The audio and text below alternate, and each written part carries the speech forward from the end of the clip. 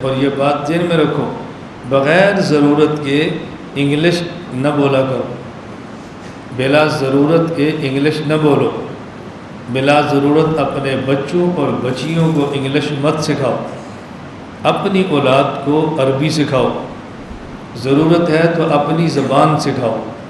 پنجاب والے پنجابی سکھائیں، سندھ والے سندھی سکھائیں، پختونخوا والے پشتو سکھائیں، بلوچستان والے بلوچی بلوہی سکھائیں، کشمیر والے اپنی زبان سکھائیں، اور اردو ہماری قومی زبان مشترکہ ہے، اپنی اولاد کو سکھاؤ۔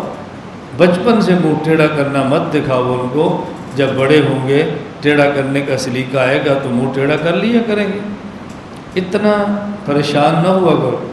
چھوٹے چھوٹے بچوں سے انگریزی میں بات کرنا یہ اغیار سے متاثر ہونے کی وجہ سے ہے، اور غیروں سے متاثر وہ ہوتا ہے جس کے پاس مال نہیں ہوتا۔ جس کے پاس مال ہو وہ غیروں سے متاثر نہیں ہوتا۔